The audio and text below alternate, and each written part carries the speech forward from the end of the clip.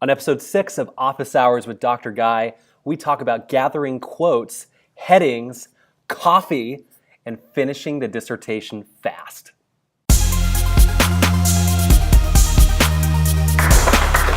Bring your questions to Office Hours with Dr. Guy.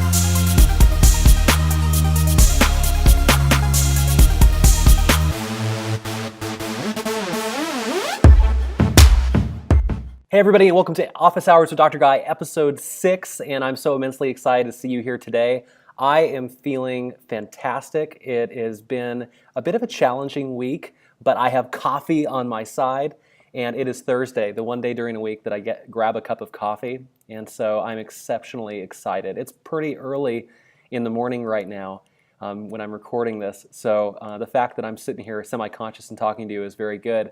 So it's been, like I said, a challenging week, and I'm so excited to be here with you despite those challenges. Dr. Wife and my kids returned from vacation, and I had a few great nights of bachelorhood, and she brought back, well, she didn't, I guess my son brought back a bit of a stomach bug, so that's starting to go through the house now, and I imagine by Saturday or Sunday I might be sick myself. So I'm trying to get as much of things done as possible, knowing that the current of sickness is most likely going to be coming upon us quite shortly. So, that being said, I've been sitting here with like a certain amount of expectation of what's going to be happening in coming episodes, and I'm kind of teasing here of what's coming. We're going to be changing the format up a little bit. I have some pretty great things coming. And I just want to say that if you've been faithful in watching previous episodes we've had, this is our 6th episode, I want to say thanks for supporting us, because it's without your questions, this show would not happen. And without you viewing this show would not happen. So those of you that have been sharing and hitting that share button, gosh, thank you. For those of you that have told your friends about this, thank you. And for those of you who have been commenting, thank you so much. So all of that is just to say that I'm just very, very, very glad that you're in my life, and you're the blessing that got me up this morning. So thank you so much, and let's answer some of your questions. William asks, do you have a template we can use to create our literature matrix? William, thank you, and welcome to the show. I'm so excited that you are here, and yes, I do have a template, and I'm going to link that up in the comments section for you to download, and you can see. And I think overall, what I want to say about that template is, first of all, you don't need to download what I have down there. What you do have, though, is very simple. In an Excel spreadsheet, what you're going to do is you're going to create a bunch of different columns. And column number 1, you create a year column. And that is just basically what year did this quote that you have gathered emerge? When did it happen? The second column is a full citation in APA format of that source that quote came from, so you'll maybe call that citation. The third column is category. What is the main category in which this thing will appear? Next, you have a subcategory column, so you have year, citation, category, subcategory. And then, after that, you have what's called the quote. And the quote is the actual full quote as it appears. Now let me talk to you about some of the rationale of those columns. First of all, the year column, you want a year column there. Well, let me start even back from there. Sorry, the coffee is getting away with me. By the way, I don't drink coffee as much. As some of you know, I was out last month with some health issues, and one of the recommendations made was that I was going to drink less coffee, and so I'm drinking coffee now only one day a week, or when it's offered to me. So that has cut down my coffee intake significantly. Thursday is the one day a week I do drink coffee, so here we are. So Excel, the reason why we want to use Excel is because it's, first of all, it's sortable. You can actually sort by different columns. And when you're going down and you're actually creating the literature review and you're actually writing it, you need to actually have the ability to sort columns out without having to, copy and paste a lot. And it can slow things way down if you have to do that. So even if you don't know how to use Excel, this is a very basic use of Excel, and you'll catch on exceedingly fast. It's quite simple. So why the year column? The year column because you need to be able to sort that list by year. Eventually, when you are done collecting all your quotes, you're going to be sorting by category, and then by subcategory, and then by year. And because, for example, let's say your category is, you're doing the history of teaching, and then your subcategory is the early 1900s. So what you'd want in the early 1900s section of your literature review, you're going to want to be able to talk about in order what was discussed by each of your sources in the order of the year that it appeared within the early 1900s. And so you're able to actually talk about that in some kind of chronology of some kind. Now, does that logic always fit? Are you going to always have it in order of the year? No, not necessarily. But really, it's surprising, a lot of programs aren't talking about this now. The whole purpose of the literature review is to talk about the entire breadth of the history of whatever topic you're talking about. And that's kind of an old school way of looking at literature reviews, but that's the way to do it, is you're talking about everything, all the way back from antiquity, ancient China, Mesopotamia, ancient Greece, to now, and what has happened in that category. So you're going to need to be able to sort by year. Why citation and why a full citation? Well, I can tell you that you're never going to get that source back after you've expunged it from your presence, or at least it might be very hard to get it back. So can you imagine that you have this quote that is inside your paper, or some kind of citation that's inside your paper, and all of a sudden the library reader or editor comes back and says, hey, you're missing a citation. Where does that come from? And you don't know, or you don't have a full citation. It's so difficult to get that back. So you always want to have the full citation there. Category, subcategory, you want to name the top categories of your literature review. There's probably only 3 of them, and then of course subcategories, you're going to have many, many, many. The full quote, you don't want to paraphrase in the Excel spreadsheet. And the reason why is because just like the citation, it's very hard to get that original quote back. And when you're actually typing your literature review, you can do the synthesis and paraphrasing from the list of actual quotes as you're going, as opposed to paraphrasing it in the Excel spreadsheet, and then you forget exactly what the original source said. So that's the basics of a literature matrix. I've included a very simple Excel spreadsheet that you can download by clicking the link in the comments section. But again, you could create it yourself right now. William and a bunch of other people also asks, how do I choose the main headings of my literature review? William, there you go again. Yes, how do you choose the main headings? I mean, that's a natural follow-up question to the literature matrix question. I think, first of all, the place to start is your purpose statement. And many people here think they have a purpose statement, and I want to tell you that you probably don't. Until you have your chair giving a gold star of approval. Here in the United States, we put stickers with gold stars on young students' papers to let them know that they've done good things when they're super young. At least they did that when I was a kid. And so if you want to get a gold star of approval on your purpose statement, that's a good way to start. Because until you've gotten your chair's approval for this purpose statement, this is kind of a non-starter question. But once you have that great purpose statement, your purpose statement is going to define 3 areas of, most likely, 3 areas of interest that your study is focusing upon. So for example, if you were doing the leadership behaviors of top teachers in comprehensive high schools in Southern California, for example, clearly leadership behaviors, we're talking about leadership theory, and so your first topic would be something like leadership theory. I said, leadership behaviors of top teachers in secondary schools.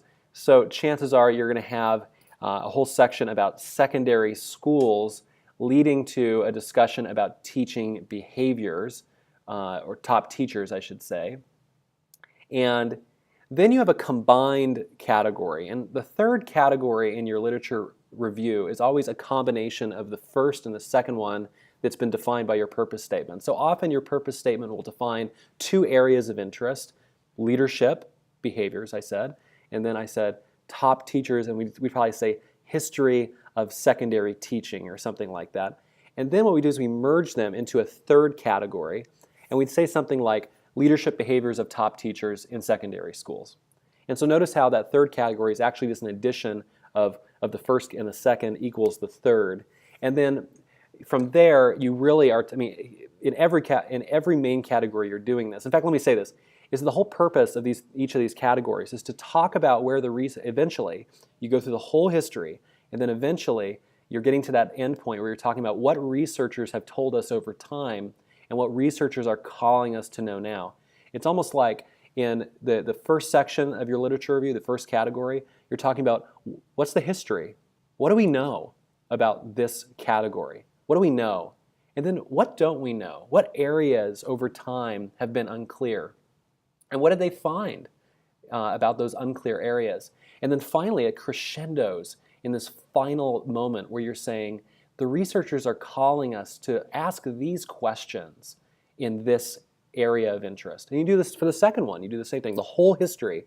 And then you talk about what do we not know over time. And then finally, we talk about what questions are being asked in the research today that they're asking us to find. And then you take all those questions and you merge them. And you talk about a little bit about the history of that third category, but then you really start to focus on the current research about these critical questions that are being asked in those first two categories. And then you crescendo at the end by saying, therefore, and then you give your purpose statement. And your purpose statement is almost like the key that unlocks the whole thing. Researchers asked these questions in the first category. They asked these questions in the second category. So naturally, the way that we're going to answer some of those is using this purpose statement. So that's the way that you should be looking for how to figure out your categories. But the place to start is by writing an amazing purpose statement, even if you think that you already have one. Try out looking at that presentation that I'll link below. Sarah asks, what is the best way to accelerate my work and get good help? Sarah, an absolutely fitting question for a Thursday. Coffee, sometimes for some people, accelerates their work in huge ways. What I want to say is that dissertations is a whole life activity. We have to separate ourselves from our life in a way, and we have to go find a hiding spot. I mean, here in my city, for example, you can, this might not translate exactly to my international viewers, but I guess the way to look at it is that $500 US is which is not that expensive where I live, is what would buy an office space for, I mean, it's expensive, team, don't get me wrong, but it's not that expensive in comparison to like a house payment or something like this. But I can rent a very small closet at a local office building for about $400 or $500 a month. And in that little closet is where I can write my dissertation, and I can spend time there getting work done that I need to get done. So on one hand, dissertation is a whole life activity, and I'll talk about that now, but it's also a separation activity. So number one, the best way to accelerate the work is to get away from the things that are distracting. And this involves turning off phones, limiting your access to Facebook and things like this, and that's a habit. I mean, whatever the habits are. But the whole life aspect, things have to, in life, work in concert with our activity of writing the dissertation. Things have to work helping us. And so there's necessity to, of course, have that conversation with our spouse, and if your children are old enough, with our children also, to say, hey, listen, I have to go away for this much time each week to go and write this thing. This is the sacrifice of this time period. And also, there's just the reality that there's distractions in our life that need to be cut out or limited. And this is a bit of a youthful thing that I'll say, and I've shared this once before, is I think a major problem that I had was that I was pretty young in my marriage. I was a young guy when I was doing my dissertation, and because of that, a little bit of video game playing was happening when my beautiful bride would be at work and I would not be at work. I worked, but not the same hours that she did. So some video game playing would occur, and eventually I just had to sell off that video game system. I think I did, or I locked it up or something like that. So I didn't have access to it. I found myself a closet, a place that I could work. I rented it out, and really just nothing was in that room except for the tools of creating my dissertation. That's a way to accelerate. I think another way to accelerate the work is just to know that there's nothing in between actually sitting and doing the dissertation and not sitting and doing the dissertation. There's no halfway activity. It's amazing how many candidates spend so much time emailing their chair or talking to other people about their dissertation, which are worthwhile activities, but let's not confuse those activities with actually getting the dissertation done. There's nothing in between writing the dissertation and not writing it. Either we are sitting at our keyboard and we're writing our dissertation, or we are not sitting at our keyboard and writing our dissertation. And finally, I would say that with this goes the question of how to accelerate my work, the question that goes, how many sources and citations are you going to be processing yourself a week?